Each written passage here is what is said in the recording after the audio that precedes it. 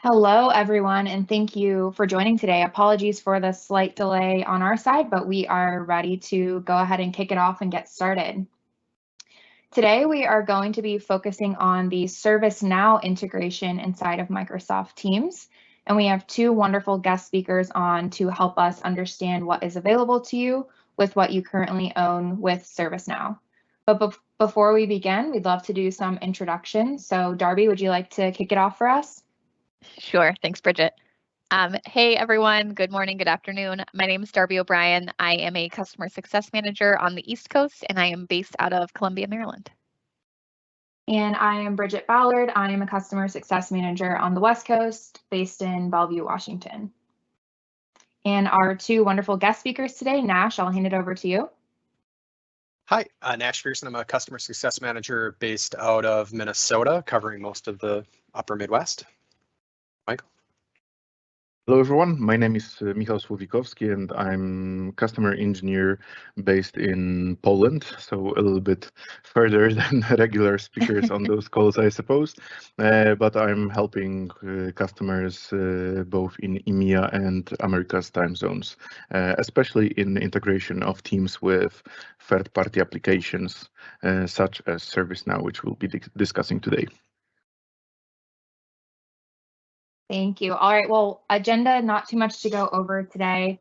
Like we mentioned, we'll be covering the ServiceNow integration with Teams.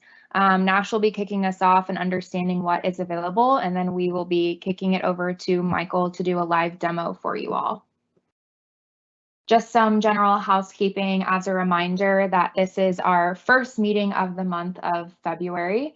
So within this live event, we'll be focusing on the specific content for today. And then on our next call, the office hours, which is the fourth Friday of every month, we'll have an hour to go into more detail and answer your questions based around the ServiceNow integration with Teams that you see today.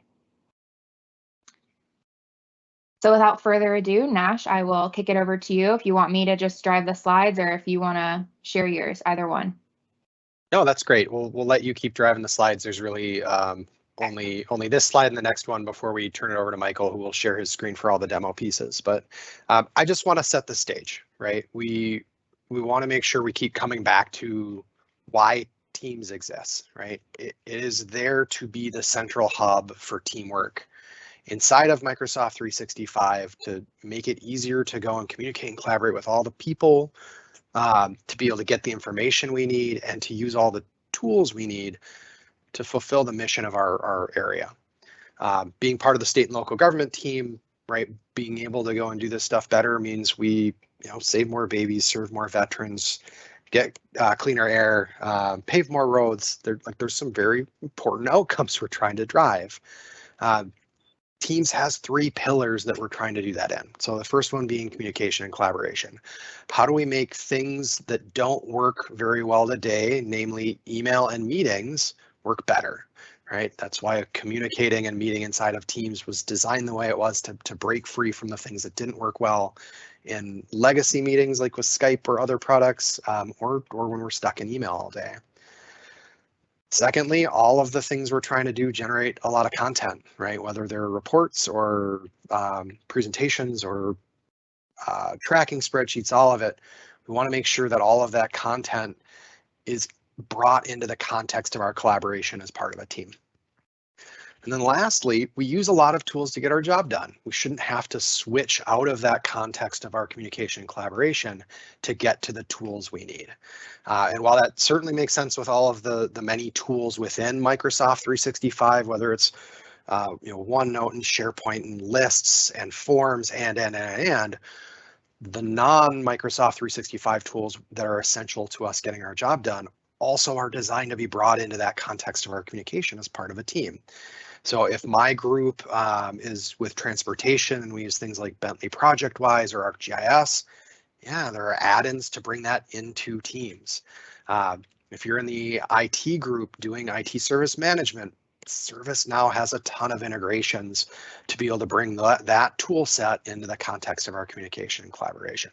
So this is just the whole setting of the table. This is why we're talking about this. It's the third the third leg of the stool, as I talk about, bring all of those tools we need to do our job and fulfill our organization's mission into the context of our communication and collaboration. Go ahead and hit the next slide. For the ServiceNow piece, I want to say that broadly, lots of service management solutions offer integration with Teams, whether we're talking about things like Sharewell or the traditional Avanti product or Syrson. Even BMC is starting to have some integrations now. We're talking about ServiceNow today because they're probably the most prevalent in government and they have the most mature integration. They are a phenomenal partner with Microsoft on helping fulfill this hub vision. And we're going to talk about a bunch of different pieces today. We're really going to highlight that employee center dashboard because it goes and helps improve the employee experience, both by making it easier for an end user to get the information they need or do the things they need, but also to conserve precious service management, service delivery resources by heading off tickets before they ever result in a person having to go and spend time on it. The features we're going to talk about today are available in the ServiceNow ITSM instance used by the overwhelming majority of state and local government customers. However, there is a small subset of state and local government customers that are using the FedRAMP version of ITSM, which does not yet have third-party integrations. So if you're in that space, I don't have an ETA to share. That would be something to ask your ServiceNow rep if they're getting closer to having a date when they plan to bring these to the ServiceNow ITSM FedRAMP environment. We'll also call out the majority of what we're going to talk about today, I think, is just all stuff that's in ITSM standard, although some of it might get better in ITSM Pro. The big thing is where we might show the virtual agent chat. It's a very basic chat bot in standard when a very, very advanced one in Pro. Other than that, I think we've set the stage about what why we're talking about this and what some of the specific pieces are. I'm going to turn it over to Michael, and at the end, I'll come back and talk about what some of the next steps are and places you can get support from both Microsoft and ServiceNow if you want help going through and turning these things on. Lots of people can do this on their own and don't need help, and yet if you're in a scenario where you want professional support, that's probably something that you can just get included in what you already pay Microsoft or ServiceNow for. So, Michael, do you want to take over and share your screen and kind of dive in? Yes, will do. Just hitting share. So in a second, please tell me if you'll be able to see the deck. I'll try to keep the slides also to the minimum, just to also bring like a bigger picture and quick overview of those available features. And also the answer answer why those specific features. When we think about what Nash mentioned, so regarding having Teams as this like central hub, keeping the context and allowing people to stay in the flow of their work, right? To stay in the rhythm of their work without need to switch to different tools, different applications, different browsers, having multiple of pop-up windows. Definitely, virtual agent is one of those integrations and other integrations with ServiceNow as well, which are perfectly designed to implement that kind of work. First of all, it uses components like I would say out of the box, but like out of the box developed components. So for example, when ServiceNow Virtual Agent communicates with the user through Teams, it is being done through adaptive cards or through regular Teams messages, which means that it will render the same way on the mobile application on Teams desktop, as well as in browser. So it doesn't matter for the user which platform for Teams they are using, they will still have the same experience and access to the data from ServiceNow surfaced through that channel which they will pick. On the other hand, what ServiceNow brings will be this approach of like self-serviceness, because whenever users would like to create an incident, the first thing which they can get is not incident created in the system, but maybe some support from based on knowledge base articles. So whenever I will type in like, oh, I have a problem with VPN system, before creating a new incident in ServiceNow table, will bring the articles from knowledge base in ServiceNow and will bring it and surface to the user. I think the great approach of that is, again, we try to help users proactively solve the issues before, or incidents before they will become like tickets in the system. And recently, things such simple but so often topics like even checking status of the tickets can be done through the bot. Password reset could be also done through the bot. And now you can think, if for example, your organization is supported by, for example, third-party support vendor, and they charge you by the ticket, you can count how many tickets are being created just, for example, to check how many, what is the status of your ticket. One of my recent customers, on a recent call with one of my customers, we did like review, and they are saying like, oh, we are doing like, on the scale of like 100K plus users, they have like, 20K calls to check the status of the ticket. So it's 20,000 like times the cost of one ticket, and this is a real time and money saving experience. Okay, let me go, and for now that's it with slides. Folks, if there will be any questions in Q&A, please bring them up and interrupt me. We'll try to answer them also during the demo. So here I'm logged in to my Teams tenant. I'm logged in as a regular user, and this is the experience which I have. So it's a Teams in browser, right? So I have my apps, chat, calendar, access to all of the applications which I'm using in Teams. And what my organization did, they created a help me bot, which is in the backend the ServiceNow virtual agent, which allows me to communicate with ServiceNow and to get necessary information. So I can say hi, it will open or it will wake up the bot. And now, okay, I'm being greeted. So now I can pick one of those topics, depending on the licensing, as Nash mentioned. So if you are on ITSM standard, which means you are entitled to Virtual Agent Lite, it will come with a limited set of conversation topics. So users can create their issues, they can check ticket status, and they can also search knowledge base, but it will be like keyword-based search. On the other hand, with ITSM Pro, you are entitled to, first of all, many more out-of-the-box conversation templates, as well as you can create your own conversations, which means that it opens completely new, I would say, greenfield, where you can build your own solutions to solve your business needs. And here I can check my ticket statuses. I can get, for example, link to reset my password, or I can just go and report an issue, right? So I'll click report an issue, and what I will get back as a response will be a set of questions and like logic of the conversation which I'm facing. So for example, I have issue with my VPN. Of course, I could write more. Unfortunately, I do not have my natural language understanding configured in this environment. However, if you would have ITSM Pro, you can configure the natural language understanding model, which means users can use more natural language, and more the bot will be used, it will learn, and then it can provide better responses based on the intent of the inquiry. Okay, so I can see links to my knowledge base articles.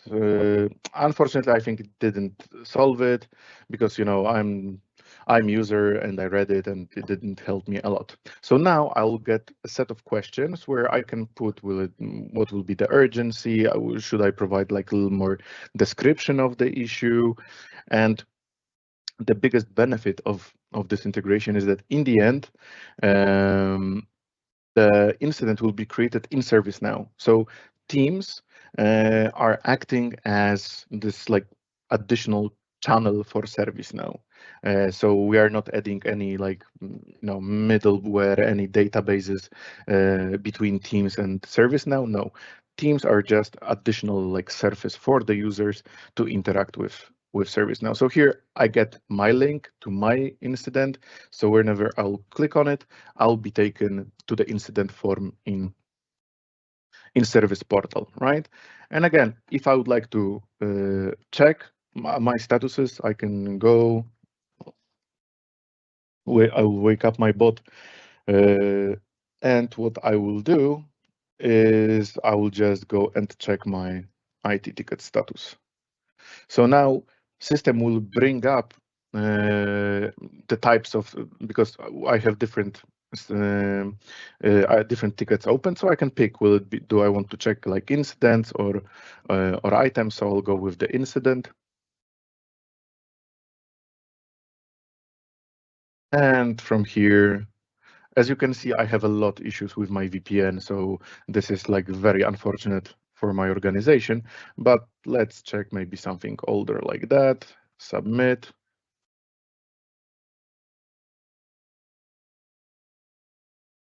And I can see some additional comments. Would I like to add any comment from my perspective? And again, I'm doing everything from Teams, from my natural workspace. And yeah, and then it will be, of course, again stored within ServiceNow. So here we are talking about like world of incidents. However, it works also for service catalog requests. So I can order a new device, and if you would have ITSM Pro, you can even I would say align approval flow from ServiceNow into the Teams conversations, because whenever I would order and maybe new phone from our service catalog, the flow will be triggered, like the approval will be triggered, and it will reach maybe my manager or the person responsible for approving those requests, and after that, this manager would receive this approval request, an adaptive card with approval request. I have a screenshot of that ready just to speed up the process a little bit. So the person responsible on ServiceNow side, in the ServiceNow approval process, they will get the adaptive card. And again, because it's a like Teams native experience, they will get it on their mobile phone, so they don't need to have any additional special application. They can just go to Teams, open their chat or the application, click approve, and this approval will be stored back in ServiceNow. But as Nash mentioned as well, we wanted to talk a little bit more about Employee Center. So with the latest or the one before, because I don't remember if San Diego is available right now, because it should be available like during the days. But from the Rome release of ServiceNow, there is like the new authoring experience for building service portals, and there is a new Employee Center experience available, which also brings new way of integrating this portal into Teams. So first of all, as you can see here, I'm on my ServiceNow instance, and this is my service portal. Maybe it's not the prettiest one. It's quite, I would say, like out of the box experience, but I have the same experience in my Teams. So in my Teams, in my browser, right? And the best part of this integration is that here I can go, and it's not like static text, which by clicking the link will take me, outside of my Teams client. I can just go to my search, and I would like to see articles regarding VPN. And again, I'm still inside of Teams, inside of my browser. I can go and click and open specific KB, and I will see the same. right? So I can perform actions from straight from my teams on ServiceNow content. Would I like to rate this article? Sure, I would like to rate it. Thank you, rated it. Yes, it was helpful. I can add comments. So all of those things are available straight from Teams, right? So again, coming back to this like early message of idea of being in the context, right? Because suddenly I do not have a new window popping up. I'm staying inside. So if I would like to check my requests, nothing simpler. I just go to my requests, and then I can see, whatever is waiting for me. So things I created, maybe in my tasks, I will see things which I should do. So I can just click on the specific item, and again, I'm staying in context of Teams. So to deploy it, you will need to have at least Rome release. So this is the requirement. The requirement, because in the past releases there was Employee Center. I would say it was called Your Hub. And let me check. I threw a link to Your Hub from Quebec and Paris in the Q&A. Yeah, so I'll just show stuff. Yeah, I'll share just the screen to get like general overview of difference how this looked in the past. So with your hub experience, it's important to remember that it's like a static page with those links are of course like through widgets providing dynamic content. However, clicking on everything will bring up back. Those are just links to open browser with ServiceNow portal, right? So I would say from user experience, the new way of first of all authoring and then working together with the portal from Teams is just much better experience for the end users. So as I said, very important part, Rome is a must. One additional thing, this application needs to run, so it's a part of virtual agent application, so you need to deploy the virtual agent in ServiceNow, even the light version, and then deploy the application and embed the Employee Center portal.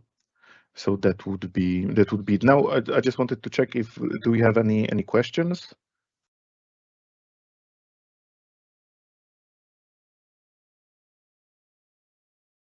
So I think we've been able to answer most of the correct questions directly.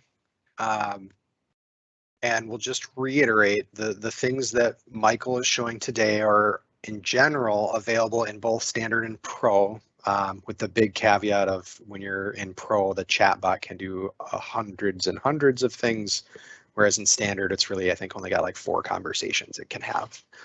And then additionally, we're talking about using an Office 365 GCC environment on the Microsoft side, but on the ServiceNow side, using their standard ITSM environment, not their FedRAMP ITSM environment, which is the setup that's in probably 95% of the state and local government organizations out there. Yeah, and I wanted to add also like few things which are coming with San Diego release, so this February. So like this month. So things, because just to show how ServiceNow is invested in this integration as well, because of course they are bringing new features to ServiceNow, but they are also like very strongly working on new features added to the integration with Microsoft Teams. So first of all, link unfair link. So currently, if you will paste like ServiceNow instance link, it is just a URL. However, with the ServiceNow application, it will change the link to adaptive card with dynamic content provided on this adaptive card. So this is something which comes into in San Diego, and something which was really asked a lot in the past. It will be support for support to connect multiple ServiceNow instances to single Teams tenant. Because in the past, because how this integration was architectured, it wasn't possible. Now ServiceNow also provided the way to integrate the or to be able to link one Teams tenant with multiple ServiceNow instances, so we can have one Teams environment connected to production and lower ServiceNow instances. There will be like embedded content preview for knowledge base articles as well. So this is something which comes to in San Diego. Preview for KB, I think preview also for service catalogs, items, and for tickets. So it will be additional way, to stay in the context of Teams. Yeah, so those are like things which are coming right now, and there are some really nice features which are currently, under exploration. But I really am waiting for them to be in next releases. However, that one, unfortunately, I cannot share too much, but I can say that ServiceNow is, invested a lot of their energy and focus on this integration, and they are bringing just more and more features which are being asked by the customers. Awesome. Well, exciting to know that they're investing heavily here. So I'm just, as you were explaining that, I was out looking at their site. Looks like the San Diego release is due out this quarter. So hopefully sometime this month or next, we'll know more when it will hit general availability. It's in early release right now. Yeah, and so as we spoke, I think we had a meeting with them on Tuesday. So it's like matter of, so definitely it should be in February. Of course, as always, as with this safe harbor approach, that if something will happen, then it might be postponed as always. But I'm always saying, let's keep our fingers crossed, because new features are coming in and it should be great. What I will do, I will paste additional link to FAQs about Microsoft Teams integration with ServiceNow on their community page. So if you'd like to check some details, there is also the table of plugins with maybe I will show it on the screen for a second. I know that we are on time, so come on, two screens. We'll let you throw the links into the Q&A, and maybe we'll have Bridget or Darby share like the last slide where we've kind of got next steps for folks, since we are at time here. So if what Michael was able to show today sounds like it would be something that would be useful in supporting both your customer organizations and IT operations. We've shared a bunch of information about what this is and where the instructions are. Really, the key pieces here, just verify, since almost everybody on this call is usually in an Office 365 GCC environment. The key is to make sure that you're using the standard, the normal Now ITSM environment, not their FedRAMP offering.